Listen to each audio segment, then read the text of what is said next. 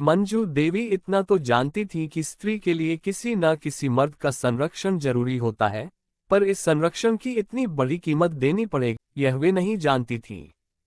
पति की मृत्यु के बाद जब देवर ने उन्हें बच्चों समेत सड़क पर ला खड़ा किया था, उस समय उनके पति के एक घनिष्ठ मित्र ने उन्हें सहारा दिया था, पर उन्हें इस सहारे की कीमत के रूप में अपना सब कुछ कुर्बान करना पड़ा था, वह भी उम्र भर के लिए।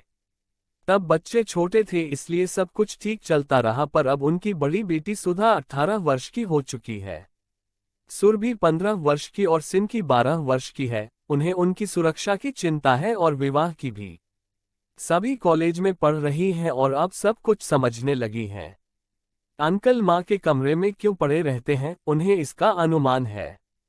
उन्हें अच्छा तो नहीं लगता, पर उन्हें माँ की मजबूरी भी पता है। बाहर जब कोई उनसे अंकल के बारे में पूछता है तो झल्ला जाती है और पूछने वाले की शामत आ जाती है। सुधा ज्यादा तेज तर्रार है।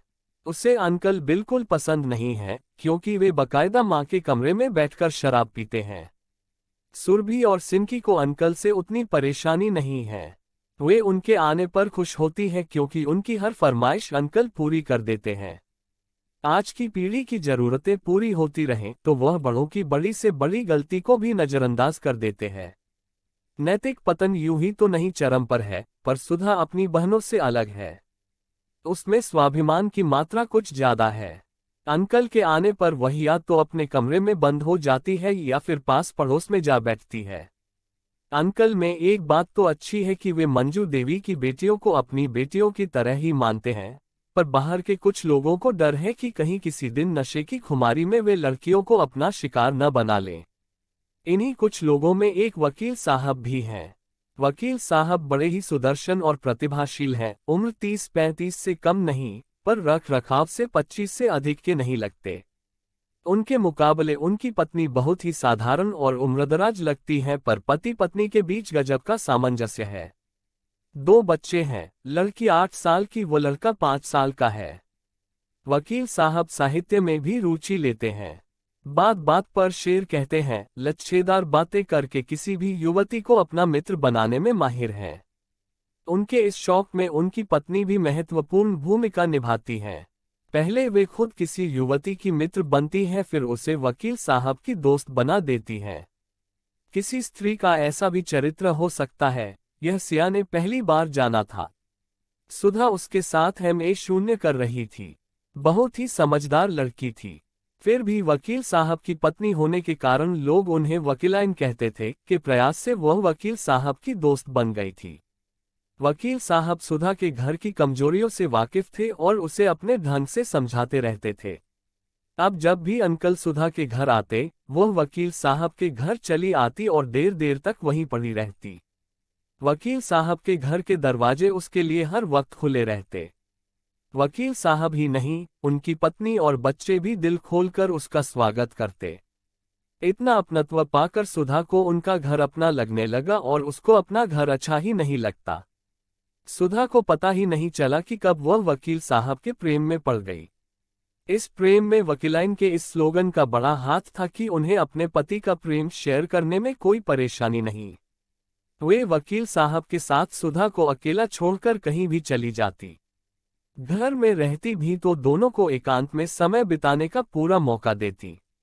वकील साहब, जिनका नाम दिलीप था, पूरे घाक थे। वे धीरे धीरे सुधा को अपनी गिरफ्त में ले रहे थे। इस काम में उन्हें कोई नैतिक बाधा नहीं थी। उनका विचार था कि ऐसी वैसी माँ की बेटी का हश्र भी ऐसा वैसा ही होता है। उन्हें पूरा विश्वास था कि इन लड़कियों को उनके तथाकथित अंकल एक दिन शिकार बनाएंगे ही। इसलिए वे उनका प्रथम भोग लगाने को आतुर थे, पर वे यह भी जानते थे कि सुधा बहुत ही नैतिक लड़की है। वह गलत चीज को कभी स्वीकार नहीं करेगी, इसलिए उसे प्रेम के नाम पर हासिल करना चाहते थे। सुधा को देखते ही उनकी आंखें और जुबान ही नहीं, पूरी देह बोलने लगती। वे देवदास के अवतार बन जाते। सुधा पर इन सब का प्रभाव पड़ने लगा था। दिलीप सुधा की देह को जगा रहे थे। अवसर देखकर कभी उसके हाथ सहला देते, कभी पांव। उस स्पर्श में ऐसा कुछ होता था कि सुधा की पूरी देह झंझना जाती। एक अजीब सा सुख उसे मिलता था, इसलिए उनके स्पर्श करने पर वह उनसे नाराज नहीं होती थी। दिलीप को इस बात से शह मिल रही थी। एक दिन जब सुधा उनके ड्राइंग रूम में सोफे पर बैठी थी, वे चुपके से उसके पीछे आए और सुधा के चेहरे को पीछे की ओर झुकाकर उसके होठों को अपने होठों में भर लिया और उसे जोर जोर से चूसने लगे। हर चुस्कारी सुधा की देह में बिजली दौड़ाती रही। वह तड़प उठी। कई मिनटों के बाद दिलीप ने उसे छोड़ा। यह चुंबन सुधा के लिए बिल्कुल नया अनुभव था। उसकी चेतना शून्य हो गई थी। सही गलत, पाप पुण्य की बात वह नहीं सोच पा रही थी। बिना कुछ बोले वह घर चली गई और अपने कमरे में बंद होकर देर तक फूट फूट कर रोती रही। उसने सोच लिया कि अब वह दिलीप के घर नहीं जाएगी, पर कहते हैं न देह का नशा अफीम से ज्यादा सिर पर चढ़ता है। सुधा अब और ज्यादा दिलीप के घर जाने लगी। कुछ दिनों चुंबनों का सिलसिला चला, फिर वे आलिंगन बद्ध होने लगे। सुधा को यहाँ तक कुछ भी बुरा नहीं लगता था। इसे वह दोस्ती की प्रगाढ़ता ही समझ रही थी। पर दिलीप को यहीं तक नहीं रुकना था, पर वे सुधा पर एकदम से आक्रमण भी नहीं करना चाहते थे। उन्हें डर था कि इससे बात बिगड़ सकती है।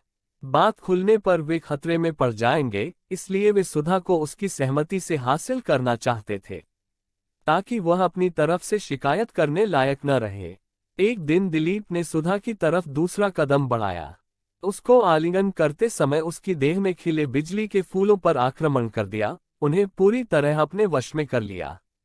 बिजली के फूल कभी उनके हाथों में छटपटाते तो कभी होठों में। सुधा को लगा वह मर जाएगी। उसका पूरा शरीर उत्तेजना से कांप रहा था। देह के इस रहस्य से वह सर्वथा अपरिचित थी। उसे एक ऐसा सुख मिल रहा था जिसकी वह कल्पना भी नहीं कर सकी थी। दिलीप बार बार फूलों से खेल रहे थे और वह हर बार अपने नाखूनों से दिलीप की जांघ को लहूलुहान कर रही थी। दिलीप समझ गए कि कली यौन का स्वाद लेने को विकल है, पर वे आगे नहीं बढ़े। उस दिन सुधा का मन घर जाने को नहीं हुआ। अब सुधा पूरी तरह दिलीप के प्रेम पाश में बंध चुकी थी। वह उनके लिए किसी भी हद तक जाने और कुछ भी करने को तैयार थी, पर दिलीप को जैसे कोई जल्दी नहीं थी। अब वे उसे तड़पा रहे थे, कई कई दिन उससे नहीं मिलते। सिया को लग रहा था कि सुधा आजकल अनमनी सी रहती है, पर पूछने पर कारण नहीं बताती। सिया का आना जाना उसके घर था, पर उसकी सुरभि से ज्यादा पटती थी। सुरभि ने ही उससे बताया कि सुधा आजकल वकील साहब के घर बहुत ज्यादा जाती है, किसी की बात नहीं मानती। सुरभि को वकील साहब बिल्कुल अच्छे नहीं लगते थे। उनकी दोहरी बातें उसे नहीं भाती थी, पर जाने क्यों सुधा पर उनका जादू चढ़ा रहता है। उनकी जरात सी भी शिकायत वह नहीं सुन पाती। सिया को भी वकील साहब कुछ ठीक नहीं लगते थे, पर वह यह भी नहीं जानती थी कि सुधा से उनके रिश्ते किस हद तक है। वह तो यह अनुमान भी नहीं लगा पाई थी कि वे इस तरह भी गिर सकते हैं। शादीशुदा व बाल बच्चों वाले होकर भी वे एक कन्या को नष्ट कर सकते हैं। फिर भी वह इस तरह के संबंधों के दूसरे उदाहरणों से सुधा को समझाया करती। सिया की बातों का असर सुधा पर हो रहा था। उसे यह लगने लगा था कि दिलीप के पास अपना घर परिवार, पत्नी, बच्चे, नाते रिश्तेदार, पद प्रतिष्ठा सब है। वे उसे कभी अपना नहीं सकते। दुनिया की नज़र में उनका रिश्ता गलत है, अवैध है, पर वह क्या करे। उनसे दूर रहना भी उसके लिए मुश्किल है। किस दुष्चक्र में फंस गई है वह। जिस तरह के रिश्ते को वह खुद हेय दृष्टि से देखती है, अनजाने में वह उसी तरह का रिश्ता वह बना बैठी है। अंकल और माँ को वह इसीलिए तो नफरत से देखती है कि उनके बीच का रिश्ता अवैध है, पर माँ तो मजबूर थी। अपने बच्चों की बेहतर परवरिश के लिए उस बंधन में पड़ी, पर वह तो स्वेच्छा से इस बंधन में पड़ी है, उसकी तो कोई मजबूरी नहीं। अब उसे लगता कि दिलीप ने जानबूझकर उसकी भावनाओं को हवा दी, उसकी देह की युवा कामनाओं को जगाया। उसकी उम्र भी तो ऐसी है कि मन हमेशा रंगीन सपने देखता है, जब रोमांटिक गीत, उपन्यास, कहानियां और फिल्में अच्छी लगती हैं। दिलीप का रूप रंग, रोमांटिक बातें, शेरो शायरी, उसकी हर चीज की प्रशंसा ने उसका दिल जीत लिया, तो उसकी क्या गलती है। वह नासमझ थी, पर वे तो समझदार थे। उसे वकीलाइन पर भी गुस्सा आता है। कैसी औरत है जो यह कहती है कि उसे पति का प्यार बांटने में परहेज नहीं, पति को दूसरी स्त्री के साथ अकेला छोड़ देती है। वह तो कभी ऐसा नहीं कर पाती। उसे तो अब दिलीप का पत्नी से प्यार जताना भी नहीं भाता। दिलीप अक्सर उससे प्यार जताते जताते जाने के आवेग में भरकर पत्नी के कमरे में चले जाते हैं और कुछ देर के लिए दरवाजा बंद हो जाता है। दरवाजा खुलने पर दोनों खुश खुश बाहर आते हैं। जितनी देर दिलीप पत्नी के कमरे में बंद रहते हैं उतनी देर सुधा अंगारों पर लौटती रहती है। शिकायत करने पर दिलीप उसे समझा देते, पत्नी है, उसकी इच्छा का आदर करना भी मेरा कर्तव्य है। वह मेरे लिए इतना करती है तो मैं उसे छोड़ भी तो नहीं सकता। सुधा उलझ गई है, उसका दिल दिमाग बंट गया है। दिमाग कहता है दिलीप उसे इस्तेमाल कर रहे हैं, इसलिए उनसे दूर रहो, और दिल को उनके सान्निध्य के लिए सब कुछ मंजूर है। वह दिलीप के ऑफिस से लौटने से पहले ही उनके घर जाने के लिए सजने संवरने लगती है और दिमाग की आवाज को दबा देती है। मंत्र मुग्ध सर्पिणी की तरह सुधा का खुद पर वश नहीं रह गया था। अब वह दिलीप को पूरी तरह पा लेना चाहती थी। जीवन के इस रूप को भी वह देख लेना चाहती थी। दिलीप का अब तक किया प्रेम उसे अच्छा लगा था। वह सोचने लगी थी कि मिलन का रंग तो और गहरा और प्यारा होगा। वह रात भर जागती और उस सुख की कल्पना में विभोर रहती, पर दिलीप वह अवसर आने ही नहीं दे रहे थे। एक दिन सुधा ने सोचा कि जब वकीलाइन उससे इतनी खुली हुई है तो क्यों न वह अपने प्रेम संबंध का खुलासा कर दे। वे जानती तो हैं ही, फिर भी शायद तब वे उनके मिलन का स्थायी प्रबंध कर दें। पर जब उसने उन्हें सब कुछ बताया तो उनका चेहरा उतर गया। पता नहीं वे बन रही थी या सच में ही उन दोनों के बीच की इतनी नजदीकी की खबर नहीं थी, से उन्हें धक्का लगा था। दूसरे दिन जब वह दिलीप के घर गई तो घर का माहौल थोड़ा तनावपूर्ण लगा। उसे देखते ही वकीलाइन ढेर सारे कपड़े लेकर उनको धोने के बहाने बाथरूम में घुस गईं। दिलीप उसे अपने बेडरूम में ले आए और बिस्तर पर लिटा दिया। वे उसे चूमने लगे थे, पर उनके चुंबन में वह पहले वाली आग न थी। उसे अच्छा नहीं लगा तो उसने उन्हें खुद से अलगाना चाहा, पर उनकी पकड़ मजबूत थी। वे उसके कपड़े उतारने लगे। वह तनाव में थी कि अगर उनकी पत्नी आ गई तो क्या सोचेंगी। फिर उसने मधुर मिलन का जो सपना संजोया था वह इतना मशीनी और तात्कालिक नहीं था, पर दिलीप मानने को तैयार नहीं थे।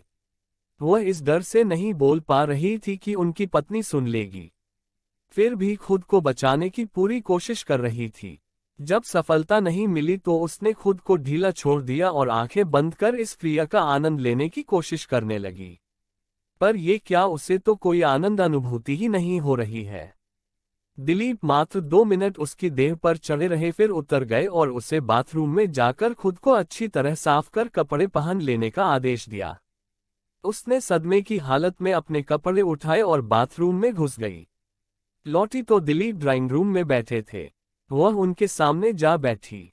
वे थोड़ी नाराजगी से बोले, पत्नी को सारी बातें बताने की क्या जरूरत थी, जब तीनों सब कुछ समझ रहे हैं। वे इतनी देर से बाथरूम में हैं, क्या यह कारण है? सब जानती समझती हैं। खैर, अभी जो हमारे बीच हुआ उसे भी कभी न बता देना। अब तुम घर जाओ। वह आत्मग्लानि से भरी कुछ देर वहीं खड़ी रही, फिर नौ मन के हो रहे कदमों को घसीटती अपने घर आई और अपने कमरे में बंद हो गई। अब उसे समझ में आया कि उसके साथ क्या हो गया है, पर वह किसी को बता भी तो नहीं सकती थी। सब कहेंगे तुम ही तो उनके घर जाकर पड़ी रहती थी, इतनी भी नासमझ नहीं हो। उधर उसकी देह भी जागी हुई थी। दिलीप ने उसकी देह को जगा तो दिया था, पर तृप्त नहीं किया था। वह तड़प रही थी। अब वह क्या करे? दिलीप का चेहरा आज कितना अनजाना अनपहचाना लग रहा था। वकीलाइन ने तो आज उससे बात भी न की थी। क्या अब वह पहले की तरह बार बार उनके घर जा सकेगी? दिलीप के पास तो एक भरपूर नारी देह है, पर वह इस जागी देह का क्या करेगी? यह किस मोड़ पर लाकर खड़ा दिया उसे दिलीप ने। जीवन के ऐसे ही मोड़ लड़की को गलत रास्ते पर ले जाते हैं, पर वह खुद को संभालेगी। वह फिर सोचती, उसकी देह क्यों नहीं तृप्त हुई, क्यों उसे सहवास का पता ही नहीं चला। 2 मिनट में कोई क्यों कर संतुष्ट हो सकता है? क्या दिलीप पूर्ण पुरुष नहीं है, या फिर दिलीप को कोई तनाव था? तनाव हो सकता है, क्योंकि उसकी पत्नी घर में ही थी। फिर जरूरत क्या थी इस जल्दबाजी की? क्या वह पूर्णाहुति करके इस रिश्ते को खत्म करना चाहता था, या फिर पत्नी ने प्रतिरोध करना शुरू कर दिया था? कुछ तो गलत था जो सुधा नहीं समझ पा रही थी। वह रात भर सोचती रही, रोती रही।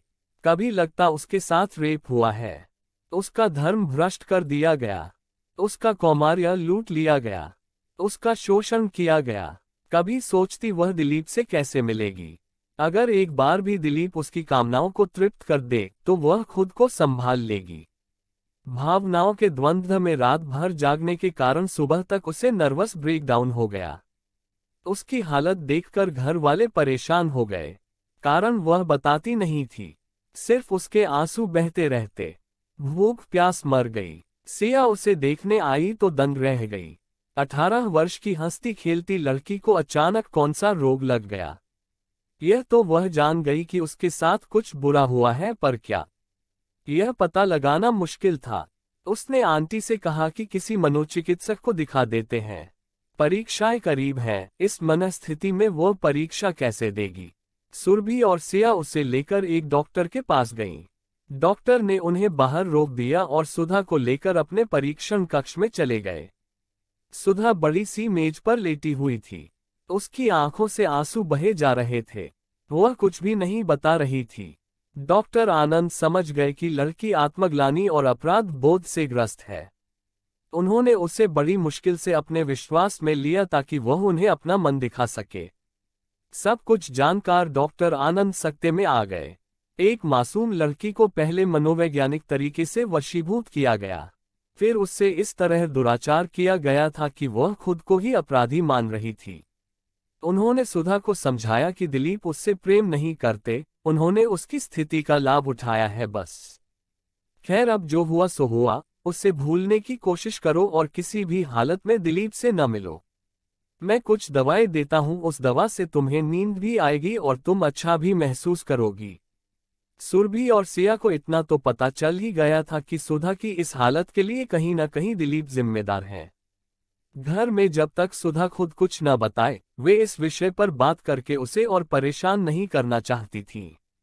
दवा के असर से सुधा सोने लगी। उसकी सेहत भी सुधर रही थी।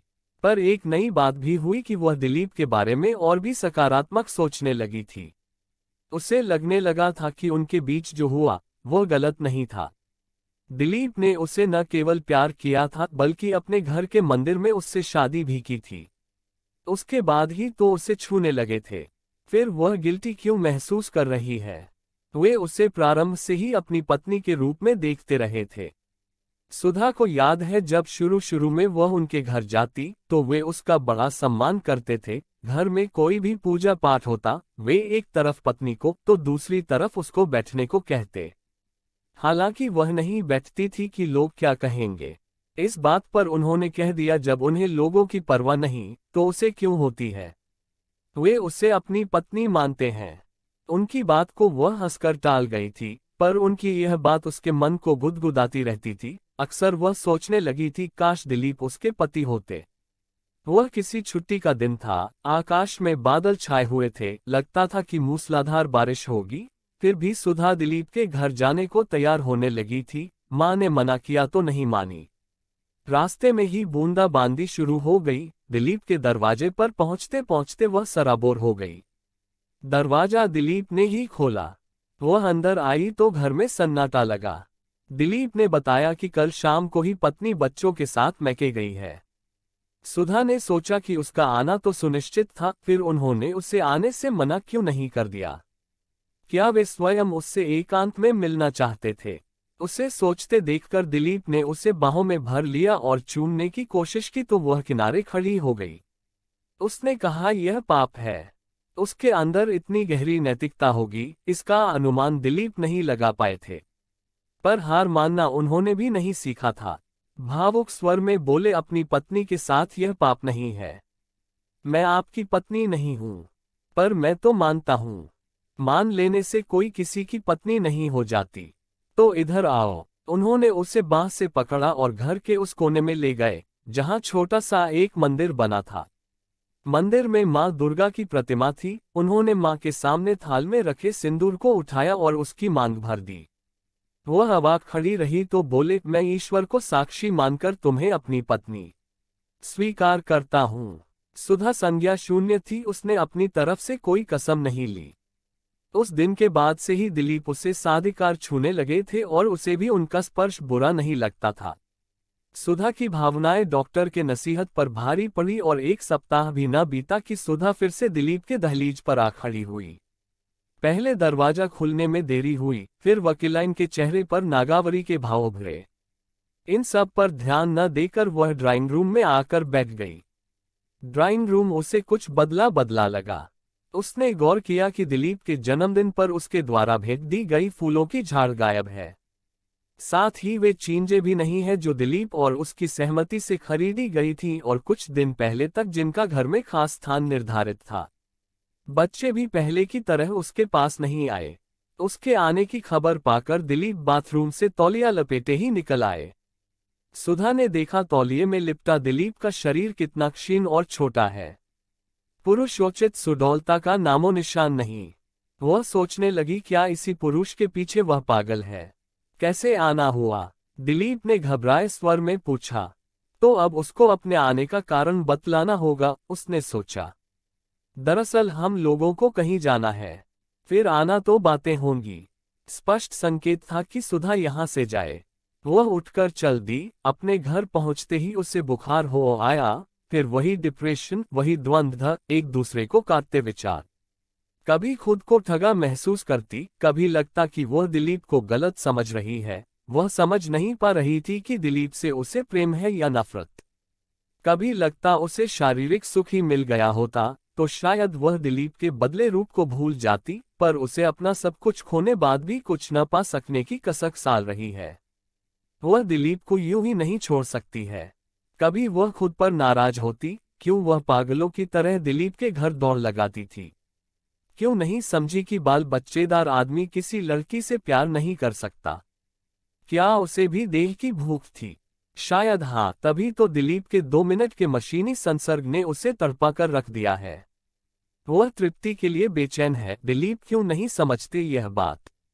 उनके पास तो एक स्त्री मौजूद है, पर उसके पास तो कोई पुरुष नहीं। कभी सोचती दिलीप प्रेम में क्यों असफल रहे? क्या उनमें कोई शारीरिक अक्षमता है? उनसे फिर संसर्ग हो तो पता चले, पर वे तो जैसे उससे दूर भाग रहे हैं। क्या करे वह? कहीं वे उसमें ही तो कोई कमी नहीं पा गए। आखिर क्यों उसकी युवा देह का आकर्षण भी उन्हें नहीं बांध पा रहा है? कहीं अपने परिवार को खो देने या समाज की रुसवाई का डर तो उन्हें नहीं रोक रहा। कोई कारण तो जरूर होगा। वे उससे बता देते तो वह उनका सहयोग ही करती, पर वे तो पलायन कर रहे हैं। उनके इस पलायन ने ही उसे बीमार किया है। एक दिन इसी डिप्रेशन में वह उठी और दिलीप के घर जा पहुंची। गर्मी की तपती दोपहरिया थी। हवा तक जैसे किसी शीतल छाया में सो रही थी। दरवाजा दिलीप ही ने खोला और उसे देखते ही बोले, बावली हो गई हो इस दोपहरिया में? अच्छा आ ही गई हो तो अंदर आओ, सब सो रहे हैं। दिलीप के बेडरूम में जमीन पर ही गद्दा पड़ा हुआ था। सभी आड़े तिरछे लेटे सो रहे थे। वकीलाइन ने एक बार आंखें खोलकर उसे देखा, फिर करवट बदलकर सो गई। दिलीप भी लेट गए और उसे भी लेट जाने का इशारा किया। वह बच्चों के पास लेट गई। दिलीप ने एक चादर अपनी देह पर डाल ली थी। चादर के भीतर उन्होंने उसका हाथ पकड़ा और अपने पुरुष अंग पर रख लिया। उसने हाथ खींचना चाहा तो उसके हाथ को कसकर जकड़ लिया और तभी छोड़ा जब संतुष्ट हो लिए। उसका हाथ गंदा हो गया था। उसे बड़ी वितृष्णा हो रही थी। सोचने लगी, यह आदमी कितना स्वार्थी है। अपना सुख साध लेता है पर दूसरे के सुख की उसे परवाह तक नहीं है। यह उसे इस्तेमाल कर रहा है। शायद यह इसके लायक ही नहीं है। किसी स्त्री को संतुष्ट करना इसके बूते की बात नहीं, तभी तो उससे भागा फिर रहा है। पता नहीं पत्नी को कैसे खुश रखता होगा। हो सकता है पत्नी अपनी जरूरत कहीं और पूरी करती हो, तभी तो इसके लिए क्षणिक सुख का साधन जुटाती फिरती है। इधर एक और लड़की इनके घर ज्यादा दिखने लगी है। वह भी इससे बंधी है। उसे मुक्त होना ही पड़ेगा, वरना वह इस आदमी की रखेल बनकर रह जाएगी।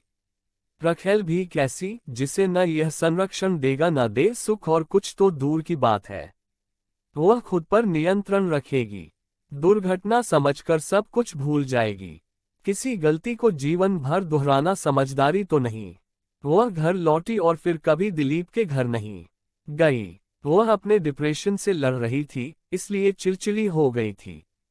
इधर वह अपनी माँ से लड़ती और कहती मेरा जल्द विवाह कर दो। वह न केवल दिलीप से बल्कि अपने शहर को भी छोड़ जाना चाहती थी। यहाँ वह खुद को पराजित महसूस कर रही थी। उसका जैसे दम घुट रहा था। दिलीप ने उसके साथ छल किया है, शायद इसलिए कि वह एक ऐसी माँ की बेटी है जिस पर किसी की रखेल होने का तमगा चिपका है।